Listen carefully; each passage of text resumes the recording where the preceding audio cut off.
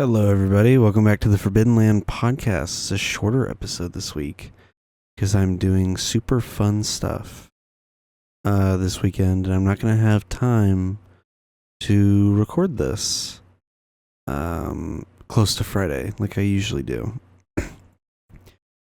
Which means I didn't prep anything. What?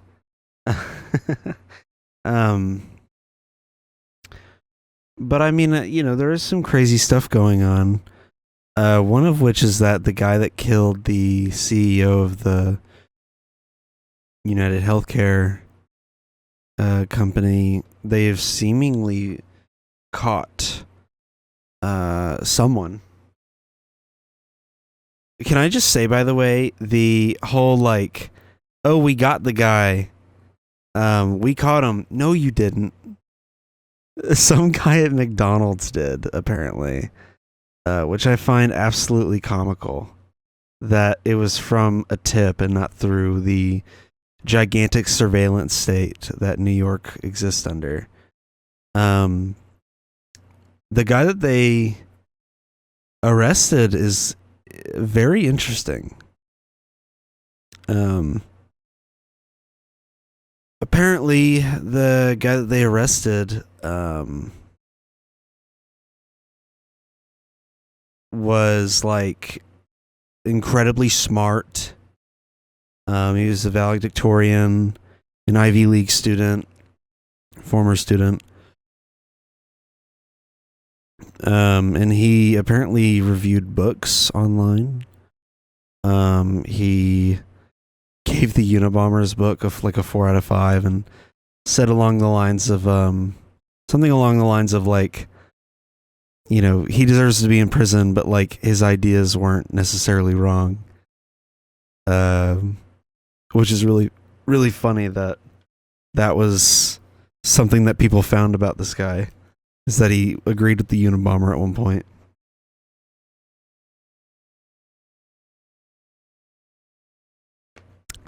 But I don't know. It's interesting. I find it. I don't know. There's a lot of weird details around the case. I find it weird that the guy, that he,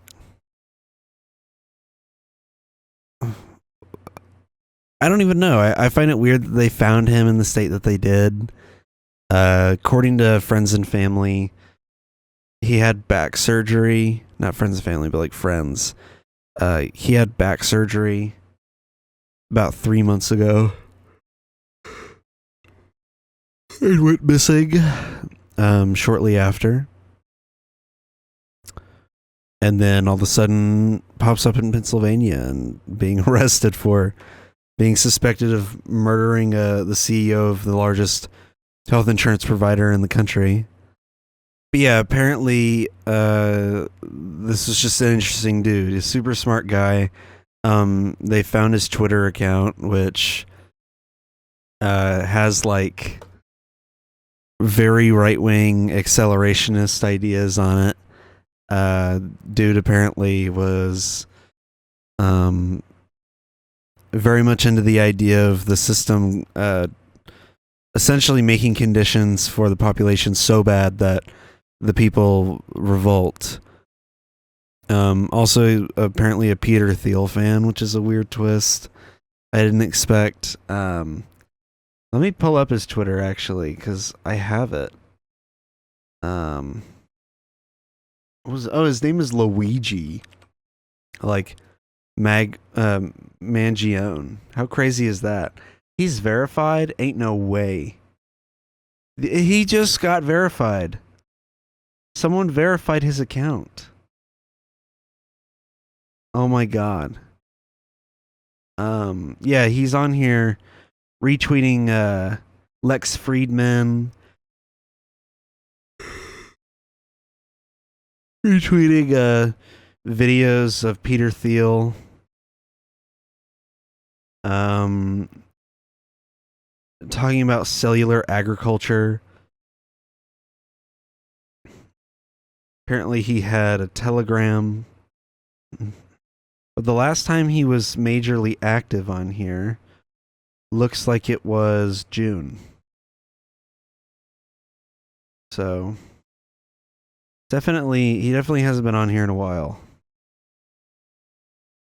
He even retweeted someone that I have blocked. So definitely not someone I would necessarily agree with. Hello, Mumsy. How you doing? Jake, go back. Change.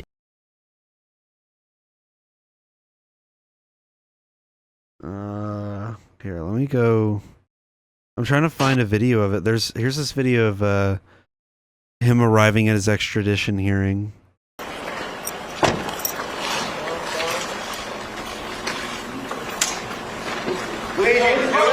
And it's completely out of touch. And it's an insult to the intelligence of the American people. It's a lived experience. Preach! He said something along the lines of, this is an insult to the intelligence of the American people. And it's completely out of touch. Yeah, here's it with captions. And it's completely out of touch. And it's an insult to the intelligence of the American people. It's a lived experience. Damn. But bro's like ripped. Pretty handsome. Here he is. Let me show you this photo of him. Dude, this is him. If this is the assassin, like if he's convicted, look at this guy. It's over. It's over for the oligarch in this country. It's so over. Dude, ripped, jacked guy. Like, come on, give me a break. It's over. This guy's hot. He's got everybody swooning. I've been told they just played an edit on Fox News of this guy. It's over. It's so jover for the oligarch. Pack it up, guys. Like damn.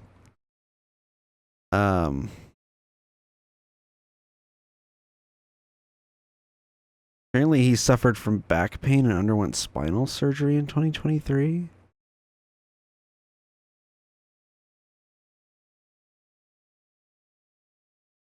Why are people giving information out like this?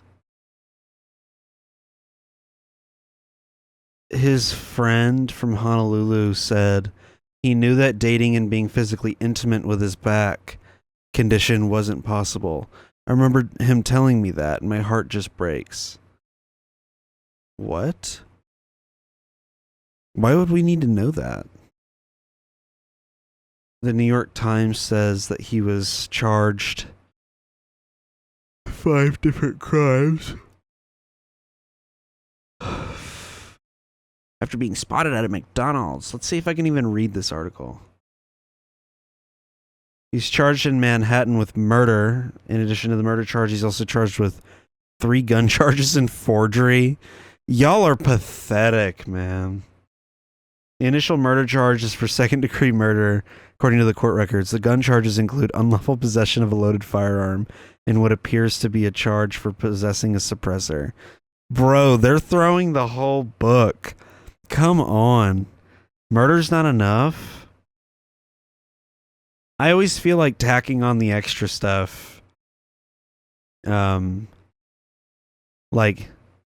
tacking on the extra stuff on top of the murder charge is so unnecessary.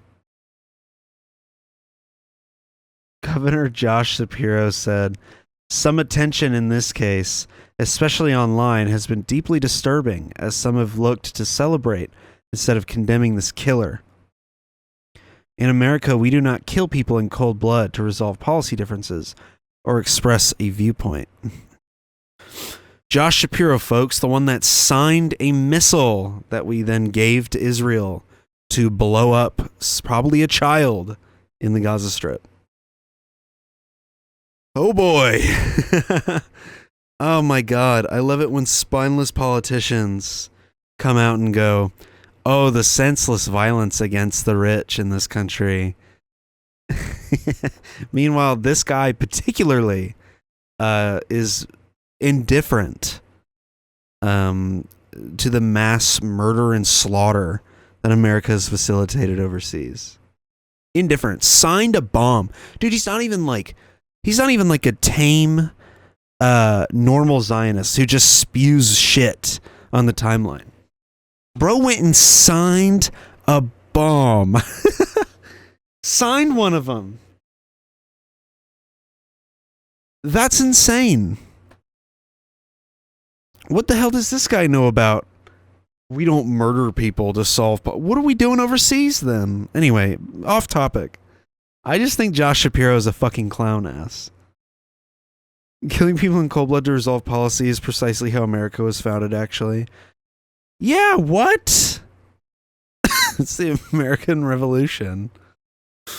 No, it's disturbing as greedy CEOs denying life-saving treatment and insurance. Yeah. God.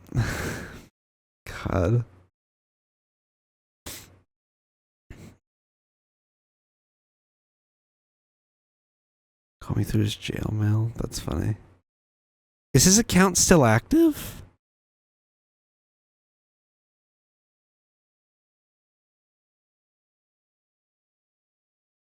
I bet defense attorneys are crawling over bodies to sign him. The publicity alone, but specifically the case they could build around the premise of health insurance companies' predatory practices, can have a hard time finding 12 unbiased jurors never screwed over. Yeah. And if you find jurors that have never been screwed over by a health insurance company that's still biased, they still are going to have biases. Like, you know, it's going to be nearly impossible to find 12 unbiased jurors in a case like this. Also, so apparently also the McDonald's employee that reported him didn't call the tip line. I don't know if this is the guy. This is why I am not comfortable saying it's him. Look at this guy. I don't know if that's the right guy. Are we sure? Are we sure? I've been suspicious the whole time of whether this is the right guy. Maybe he just looks off right now. I don't know. Every picture I see of him, he looks completely different. The McDonald's employee that reported him called 911. And apparently not the tip line. And so there's a chance he might not get the 50,000. I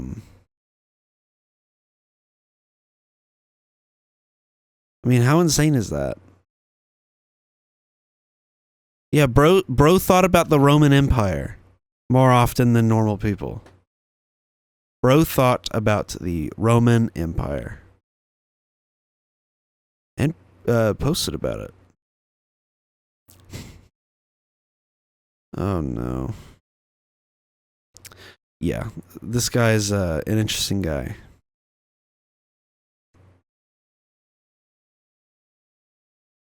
Ooh, flashbang.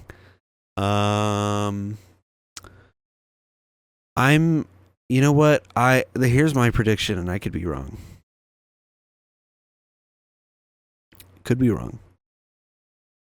I think he will not be convicted.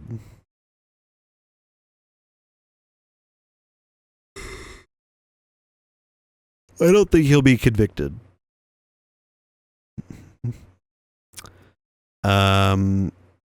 Although I could be very wrong about that. I don't know.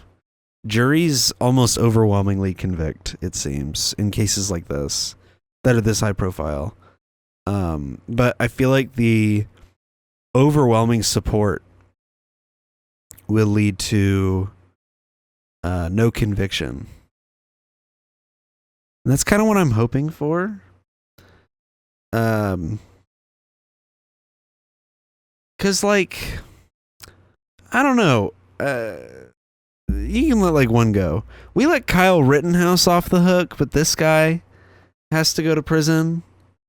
Kyle Rittenhouse goes to a BLM protest in Wisconsin and then freaks out and kills like 3 people. You know, supposedly in self-defense. And then he goes to trial and gets away with it. His little crying thing that he did, that I shot them with my family member's rifle that I didn't have the right to be carrying. Yeah. We let that guy go. But one guy kills one CEO of one of the worst, most predatory health insurance companies in the country. And we got to send his ass to jail? I don't know. I feel like this should be a stark... this should be a moment for the rich in this country to be like, oh, people just be killing people over this shit. Like, you know, I didn't even know who this guy was. This guy probably thought he was so safe. He had no security. Nobody recognizes him. He's just a guy. Like, if I saw him on the street, I wouldn't even notice. Because I don't know who he is. He was just walking down the street in New York, thinking he was fine. And then, boom, shot. You know. Dude, I can't imagine corporate America is not freaking out. I saw a funny post, though, that was like, you know, there's a CEO of some tech startup somewhere in the country that is like super paranoid. And he's like, what if I'm next? I think, you know what would solve something like this?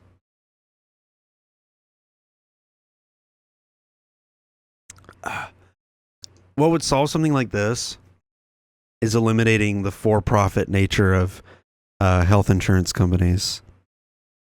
That would solve this from ever happening again. Making it where it's illegal for a health insurance company to make more than a certain percentage of profit. Or, hear me out, public option, government healthcare. A nationally ran government healthcare. Thus eliminating the need for-profit health insurance companies. They can still exist all they want, but they'll probably go out of business with a government option. So, hey, you know, somebody doesn't want to use government healthcare, more for me. I'll eat it up. Go get some blood work done, go get some tests, finally get put on some meds that I need. I've only paid maybe like $100 in total for what would be like $40,000 under a for-profit system. You know what I mean? You know, get what I need to do. I live a healthier life. I'm happier, generally speaking. Relatively speaking, I'm happier. Statistically more likely to live a longer life if I have this system. I mean, fuck it, I'll use it. You know, everybody being like, oh, I don't want to foot the bill for this. Okay, stop paying taxes then. I don't want to foot the bill for all the weaponry we buy, but I still do. How about you start footing the bill for my fucking checkups? But yeah, that's what I think. I think the potential, I think the suspect they have right now is hot. I hope he goes free. He's sick. I hope he gets a good ass lawyer. Bro's been, you know, defending himself pretty well so far. You need a lawyer up, bud. Like, you better get that good ass lawyer. Get that fucking Casey Anthony lawyer. Fuck. What the hell happened in that case? Woman allegedly kills her daughter and then this dude gets her off? What the fuck? Get that kind of lawyer, man. Shit. Dude, trying to think of other good lawyers. Like, not good, but like lawyers that successfully Did that dude get fucking Harvey Weinstein's lawyer at this point? Fuck. I don't know though. Hasn't he been kind of crashing and burning? Or wait, hold on. Who was Casey Anthony's lawyer? I only know that he got her off. Jose Baez. Who else has he defended? Wait, what?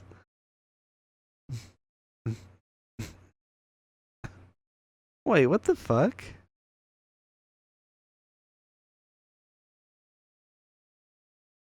Oh. Aaron Hernandez? Oh, he is Harvey Weinstein's lawyer too.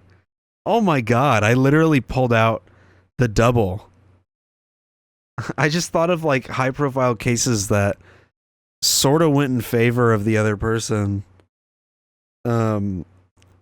against insane odds, and I happen to name two people that he defended. Aaron Hernandez is a crazy one. Bro's got a reputation. What's he do now? Because he lost the Weinstein case. So what's he up to now? Where are you, Jose Baez?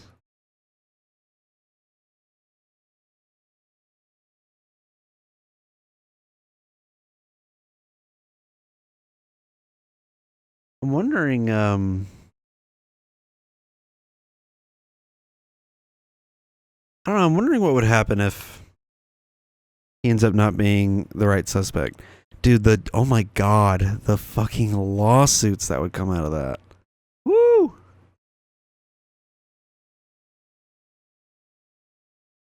Shoot. Crazy ass case. A couple more things, and then this is going to be a short episode, so I'm going to wrap it up. So last week, the South Korean president tried to do a military coup by implementing martial law, and the parliament basically overrode him. Then they called a vote to impeach him, and the vote failed. What are you guys doing over there, man? What is going on? And then like the president like apologized. I'm like, yeah, it's okay, man. Whatever. Everybody does it. Like, what? What are we doing? What? How does all that go down? And y'all still don't impeach him? The fuck? The other insane news is that Syria, the Syrian civil war has seemingly ended. Assad fled the country back to Russia, and the rebels, like the Syrian rebels, basically took over the government. And of course, like the destabilization of this will benefit America. At least that's what I thought.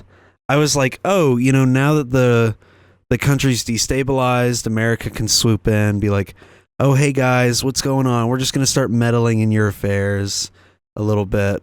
We just want to do a little bit of resource grabbing. You know, a classic, a certified banger classic Afghanistan-style meddling in a Middle Eastern nation. Totally has never had any consequences before. But that's what I thought. It is Tuesday. It's December 10th for me right now. I thought, oh, you know, the U.S. will get some great advantage out of this. And then, like, out of nowhere, with the unexpected layup for some reason, Israel just decides, why don't we just start airstriking Syria?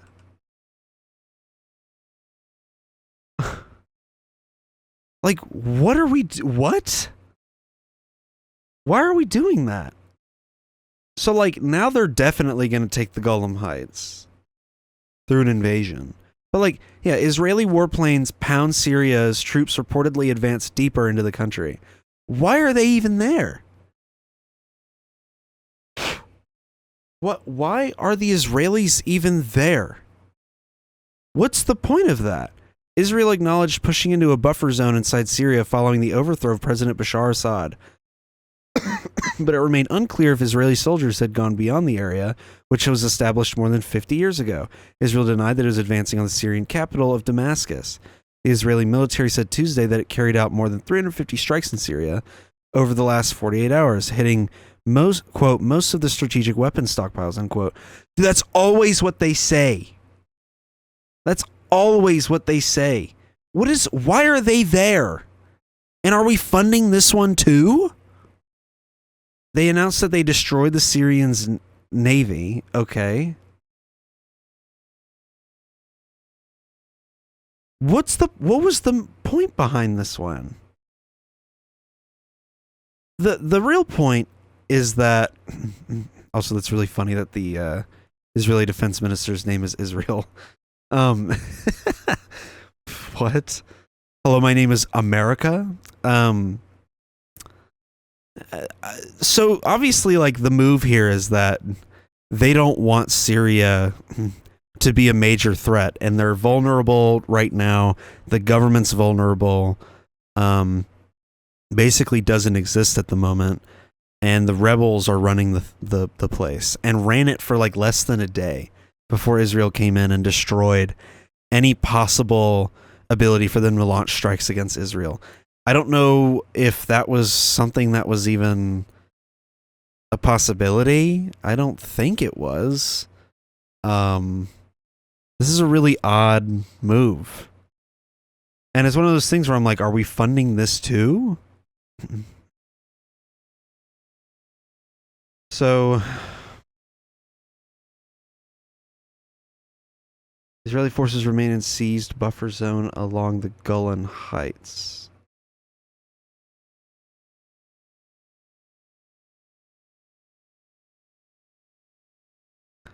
I don't know.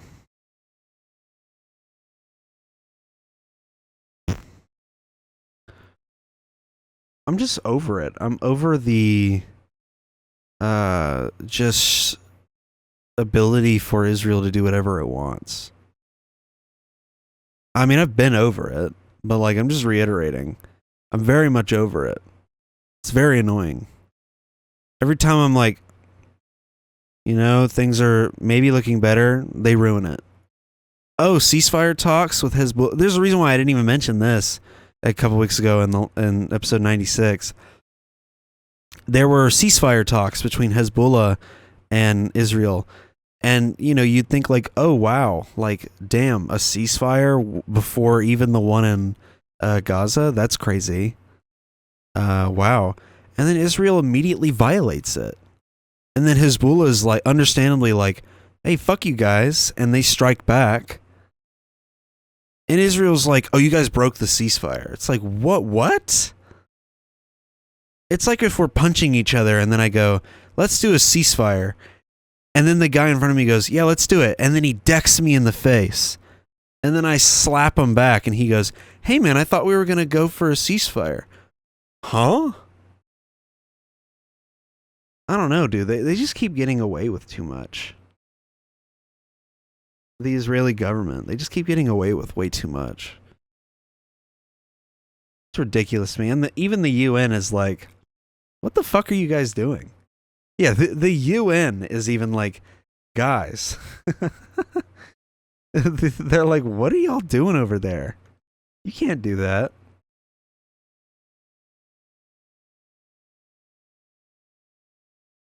I love that none of the news articles will like straight up tell me why they're doing it. It just tells me what the Israelis say. There's no analysis on why people think they're doing it. Yeah, this is ridiculous. I'm telling you, dude, every Middle Eastern country's at risk of this. One revolt, I'm telling you, if there was ever a successful overthrowing of the Iranian government, where the Iranians install a more somewhat progressive government that is not the dictatorship theocracy that it is now, they wouldn't even be able to get started. They'd overthrow the government and immediately bombs would start raining down from Israel. I mean, this right here, what business did they have being there? The Syrian civil war ends after like a decade, and then Israel goes in and goes, yeah, you guys have had your few hours of celebration. That's ridiculous. Anyway, short episode this week. I'm going to a wedding out of state. I have an all-black suit that I'm going to wear. Maybe I will show a picture on the next episode. Who knows? I'll probably forget to do that. Here, I'll write it down. I'll write it down for episode 99. Wow, big numbers, big numbers. For episode 99, show picture of me in suit at wedding. There we go. If I remember, I'll show it off. All right. Thank you guys for watching. Thanks for listening. Check us out on patreon.com/forbiddenlandpod. If you subscribe for $10 a month, you get bonus content, and $15 and above, it's the same thing as the $10 tier. And so yeah, go support. There's also lower tiers if you just want to send support, but yeah, go check that out. Listen to us on streaming platforms. We're on pretty much every podcasting platform at this point. And yeah. Thank you for watching. Thanks for listening, and I will see you guys next Friday. All right, have a good weekend.